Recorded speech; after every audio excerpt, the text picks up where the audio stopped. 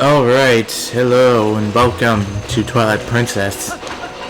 So, last time we took care of the Goron mines, we defeated Virus, and we got the fused shadow back from him. This time we are going to head out for Lanayru Province, but before that, we have a few things in Kakariko Village that we can take care of here. Starting off, we have Gorons here in Kakariko Village now. We are very grateful to you for saving our chief and our precious mines, brother. We caused a lot of trouble for the people of this town. It is our turn to repay them. Hey brother, climb up on my back and I'll launch you into the hotel's hot spring. Oh, sure. Climb up, brother. So yeah, now rather than having to kill the Gorons, we can just simply climb up on their backs and they'll let us go up to higher places. That's nice. Make our way up here, and we have a hot spring up here, as he mentioned. We saw this place earlier in the when this place in Twilight, but it was the spring was dried out. Now it's fine.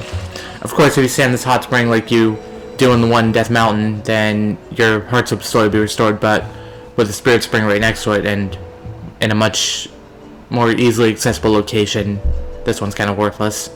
You saved our chief, brother. We are thankful. Now we are able to come back down to the village again. Since this town was also attacked, I figured the townsfolk would need supplies, so my son and I brought some things down, brother. At night, my son opens up a shop down below. You should stop by sometime, brother. Maybe I will. Oh, a good warm soak is just what my muscles need before evening falls, brother. I sell stuff from the bomb shop at night. I hope to see you there, brother. So yeah, we have Gorons who will help us out here. But we jumped down the ledge, and there we go. I thought I might take damage. Next up, we have the bomb shop.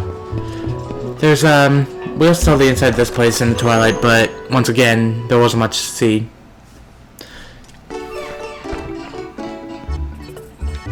We also have the wonderful gentleman Barnes here. Hey now, bud. How about this now? Yep, I finally managed to get my numbers together and open up shop again. Well, sort of. I guess I've only got one type of bomb, but hey, that's one more than none, right? If only my storehouse had survived. But hey, ain't as bad as all that. I'll add more types as we go. For now, have yourself a look-see at what I've got so far. And we have 10 bombs. What's this now? You ain't got a bomb bag for carrying bombs, huh? Got a special offer going right now. My bomb bag premium kit, which comes with bag and bombs, just 120 rupees. How about it? Yeah, sure. That's right. Now you'll need to get a taste of the true height of perfection with my finely crafted bombs. Oh, and you can combine bombs and arrows to make bomb arrows when you need ranged explosives. I'll send you a letter with the details later, so you can read about it at your leisure. You got a bag with bombs. Set it to be on the minus screen with the bomb with B, and set it down with B or A. Press B or A while running to throw one. So really, these bombs are just like the bomblings we saw back in the Forest Temple, but with the added bonus of you're in complete control of when you get to use them or not. There's actually one neat little Easter egg here that I want to show. I believe... bomb buyback counter. It appears you have some bombs, so let me take a moment speak into that bag. Now, bombs, huh? If you're ever mind to sell those, I'll buy 30 bombs for 45 rupees. How about that? How's that sound good, sir? No thanks. What? Are you quite sure, sir? How unfortunate. Bear in mind to always buy any bombs you care to sell later on. Just bring them here. So rather than just adding a sell command, when you go to him, you can sell your bombs there. I don't know. That's there. Ah, yeah, this is what we want. Flammable. Lantern strictly prohibited. Well, I say we choose not to listen to him.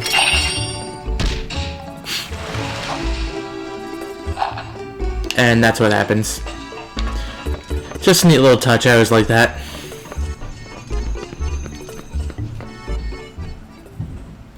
Of course, there's more than just the bombs I want to take care of here.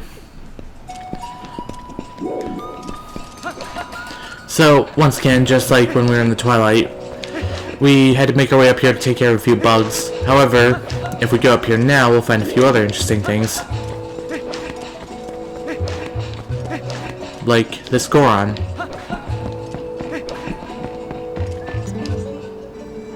I heard this town was also attacked by beasts, and that it had met with a terrible fate. Was that a reference? It is shameful that we were so concerned with ourselves that we did not even help them. I'm helping the little human above keep watch to help relations between Kakariko Village and our people on Death Mountain. You want to check out the view from up top? It's pretty amazing scenery, brother. Climb up on my back and take a look. Climb up, brother. So we make our way up here and reposition ourselves. There we go. Alright, landed on the ladder. Nice. So we climb up this ladder, and at the top, we meet Tallow. Link, check me out. I'm up here keeping watch for the whole town. Yeah, any more monsters try to attack and I'm gonna be ready. I'll shout my head off and warn everybody. Oh gee, but if I had a bow, then I could just sit up here and shoot all those nasty monsters. Ooh, hey, I know, Link. You can show me how to use one. Come on, please. Just show me how to shoot a bow, Link, okay? Okay. Oh, yes! Okay, Mallow's down there in front of the spring, so go and find him, then show me from there. You came, but can you really use a bow? I've never seen you so much as hold a bow back in Norden. Whatever. First off, shoot through that. Alright, so yeah, it's pretty simple. Just shoot the targets and... I guess that one's a bit on the easy side. Fine, how about that?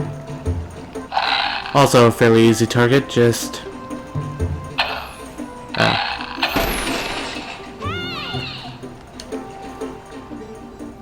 Up here! Try to hit this pole! Alright, this one's gonna be a bit tricky. You have to look really closely. The thing is, the pole actually sort of gets cold as you get really far away from it. It's sort of a matter of remembering where it was. You can almost vaguely see it from this distance. It's really tough. How about... Oh my god! Whoa! You hit it! You hit it! Thanks, Link! Oh. I guess you have a little bit of skill when you concentrate. But more than you, that's for sure. Looks like you left some battles behind you. Impressive. I've left a number of battles behind me. Take this. And you get a piece of heart for that. Only one more until we get another heart container. And in fact, there's another one right around here. I say we put those new bombs we got to the test. So you press Z when you hover over the bombs, and you get bomb arrows. Bomb arrows work just like regular arrows, except when you hit something with them, they blow up. And there's our piece of heart up there. So now what we want to do is grab the boomerang, lock onto the piece of heart, and 5 heart pieces. Now, of course, by pressing Z on the bombs, again, the menu screen, and then don't forget to re-equip them. You can simply use them when on their own whenever you want. And like I said, they behave just like the bomblings in the Forest Temple, so there's not much to go over there. Now, the reason I want to blow up this Brock here is because I'm just, more than because I'm curious. Alright, let's just go through this again. Because being told rupee values over and over again is really important stuff, guys. You need to know that every single time. But anyway, so what we do is, now we're right above the Spirit Spring, as you can see. Jump off the ledge, put on the iron boots, and we have a rock here. But normally this can blow up with bombs, but bombs don't work underwater, of course. However, I wasn't looking for the rock, I was looking for this treasure chest. Inside, a 3rd heart piece. Just 3 right in the same general area. It's ridiculous. Anyway, I'm running out of air here, so... I know. I'm actually really nervous right now, please. Please. Okay. Phew. I don't think you actually die if you drown, but I'd rather not test that. You know, I once almost drowned when I was 5. I have nightmares about drowning now. Anyway.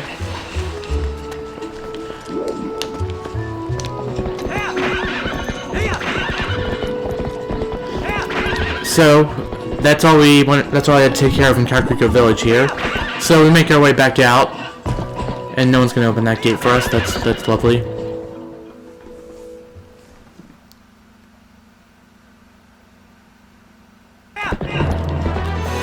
And here we are in Hyrule Field. So, we've actually been in this section of Hyrule Field before, as you remember. Back when we fought King Boblin. And the postman sent me for us. Greetings, Mr. Link. I have come to deliver a letter. There's a letter for you, Link. 2 letters, in fact. Well, my business is concluded. Onward to mail. Alright, 2 letters. Let's see them. Here we are. Urgent bomb arrows. Okay, we've already been over those. New sundry shop in Kakariko. If you haven't already been by to look, I have an item that isn't available anywhere else. Come by before someone else snatches it. And please, no window shoppers. I assume that's Mallow? Doesn't say. New sundry shop in Kakariko Village. Must be Mallow Mart, which is where we got the Hylian shield. That's not really what I'm to do here, but there's something here for us.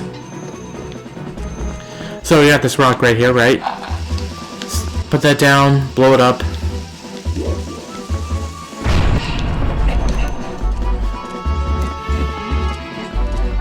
And now we have this ramp that we can climb up.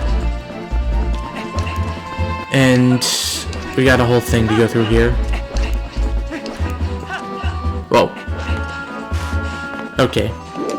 Gotta try that again. Alright, we make our way across the ledge this time. Climb up the vines. Slowly but surely.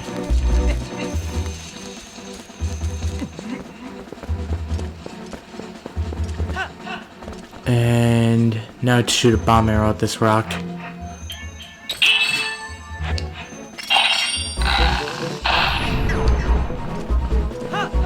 And we land on the vines again.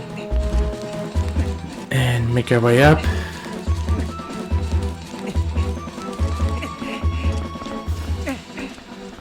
And here we are. Jump down here. Go down here, and we have a treasure chest. And in the chest, we find the 4th and last heart piece. So, of this video, I mean, just one video. No, we were very far away from getting all the heart pieces. But that leads me to what I wanted to talk about, which is the interesting trick of heart pieces in the first place. You see, when you think about it, heart pieces on their own aren't that valuable, considering that they only account for 1/5 of a total heart. I think there's supposed to be a bug up here. No, it's a bit further on. Okay. So anyway, heart pieces individually don't count for much, since they only make up 1/5 of the heart piece. So it's like, why bother having them in the first place? Why not instead hide whole heart containers in? Okay, there's a lot of enemies here. Just why not hide whole heart containers in these treasure chests or wherever else you might find them? Get a full heart whenever you find one. Wouldn't that be a lot more satisfying than only finding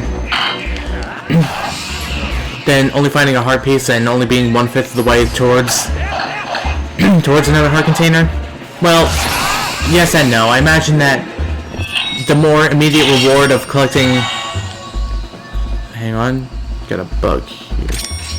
That the more immediate reward of collecting a full heart container, the instant gratification side of it would probably be very satisfying for many. But that's not why they do that. You see, developers like to have these, like to play these tricks of sort of making you work for rewards. The idea is that the more steps you put behind collecting a reward, such as a health increase, the more satisfying it'll be when you finally get that reward. So that's why they like to, to have 5 heart pieces to collect rather than just giving you a full heart container every single time. It also allows you to put more content into the game world. If you only had to collect heart containers and the maximum heart count was 20 hearts, then there wouldn't be that many heart containers out to find. However, since you have to collect a bunch of heart pieces in order to find 1 heart, they can hide more stuff and more of these unique challenges in the overworld. A lot of people like to say that the overworld Twilight Princess is like really barren and empty, and you know, I'm not saying there isn't more that they could have done with it, but, you know, I don't think that's really giving it enough credit. I think that this is one of the best overworlds that Zelda has conceived of. Oh, hang on.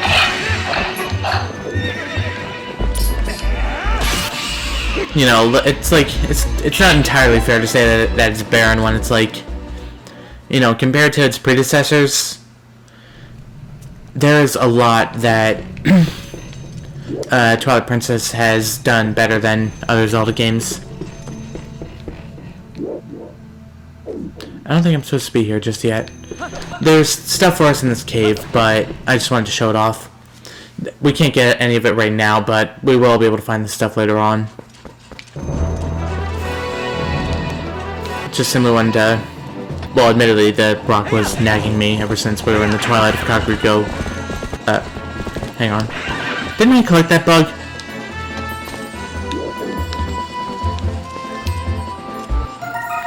Male pill bug. I definitely caught that one already. Oh yeah, there we go.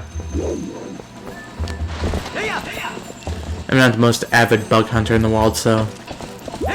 they drop a heart when you collect the bug you've already collected. That's cool. I also wanted to show that there's a sort of connection between Kakariko Gorge and the Elden section of Hyrule Field.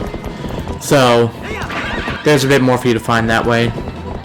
It makes getting around a bit easier rather than having to go through Kakariko Village. You can go straight to Kakariko Gorge from Elden Hyrule Field.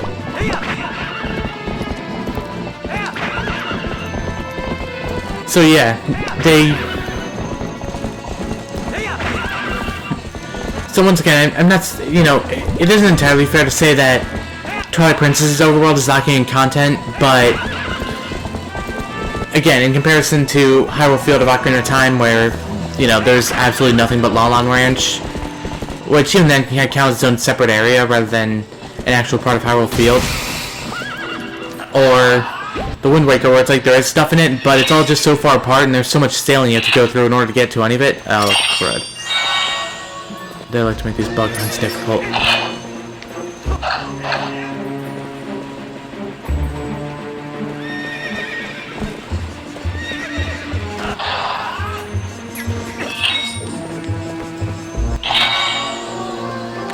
You also have Majora's Mask, where Termina Field is small, mercifully. So it's like there's... But once again, there's really nothing in Termina Field either. But, once again, it's just... Nice job, Epona. Right, as I was saying, Termina Field is small enough that you can just kind of run straight to wherever you want to go, but there's really nothing in it. I feel like if there's one game where it's really unfair to make that criticism, it would be Twilight Princess, and yet that's the one that everyone likes to go for. It always bugs me a lot when people would be like, there's nothing to see or do in Twilight Princess's overworld, it's completely barren. It's like, I mean, I don't know, at least there's heart pieces for you to find. The bugs probably don't count as any kind of significant, meaningful content, but they're still there. There's still something for you to look for out there. And I think that Twilight Princess overworld kind of strikes a better balance between being big enough to start to hide interesting things, rather than something like Termina Field, where it's just really small and there's nothing in it, but not becoming overwhelming like the Wind Waker's world, where it's like, you know, there's a lot of nothing in between all the interesting stuff, so much so that you spend a lot of time just sitting around doing nothing for the entire game. Like, all in all, Twilight Princess really came close to hitting the nail on the head with overworlds, and yet that's the one that everyone targets. Red. Bug.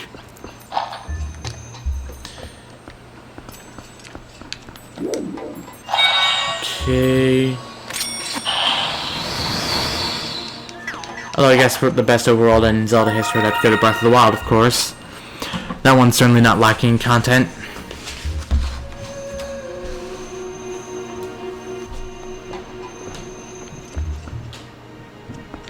Alright, that's all the bugs we can take care of here. So let's make our way across the Bridge of Elden.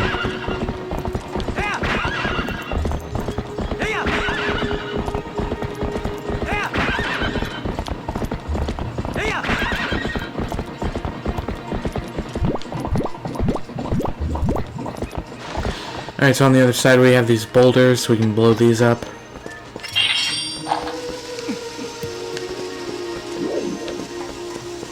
And...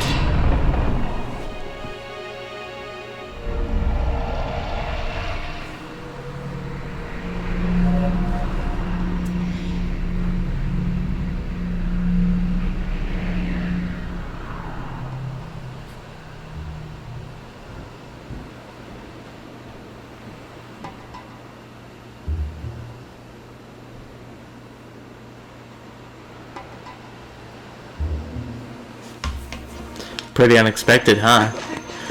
Yeah, these guys can show up in the late world, believe it or not. And since we're not in our wolf form, we don't have that midna attack thing that we can usually do, which means we're gonna have to rely on some well-placed spin attacks or something of that sort in order to get through these guys. Okay. Although, still really simple in the end.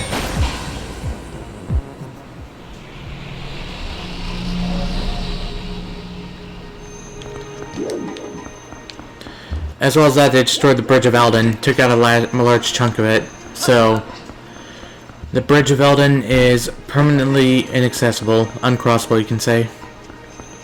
So, good thing I found that connection to Kakariko Gorge, else we'd be in a lot of trouble. But, yep. Looks like we're stuck on this side now. And good thing, too, because that's where the Twilight is. So, not bad, all things considered. We also have this boulder here that I want to blow up. And you can get a few rupees by doing this. Quite a few, actually. 40 to be precise. And... oh, crud. Ah, crud. I thought I had the boomerang equipped. And the reason you want the boomerang equipped is because that's where the next golden bug is. Crud. Okay. Still caught it. Where'd it go? I know I had it. Okay, apparently I didn't. Now we got it.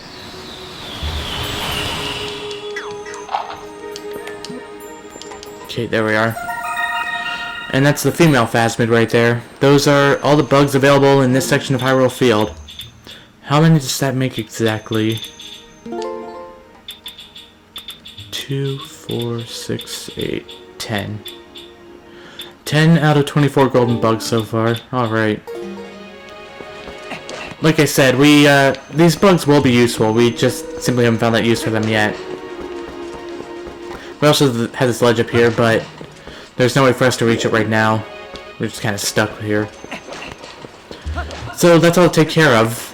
The Twilight is just on the other side of this, this little ridge here. This, I guess you can call it a canyon. So that's where we should head off to next. Boldlands. Nothing we haven't seen before. Whoa. That guy's a bow. And there's the Twilight. Yep, the opponent's scared.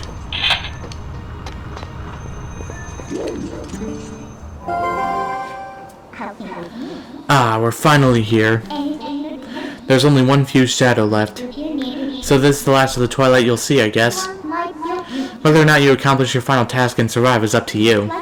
Hee. So what will you do? Well, there's only one thing to do, I guess.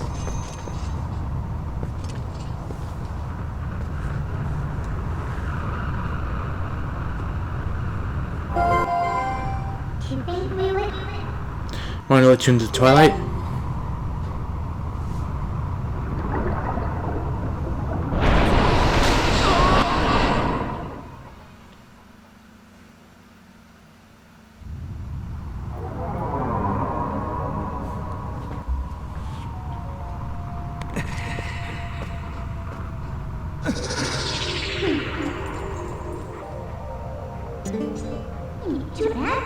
Alright then, I guess I'll have to help you. But what a shame that this is the last of the Twilight. I'd become so fond of seeing it covering this world. Or, is it really the last you'll see? Hee. So, shall we get going? Whoa, didn't expect that there.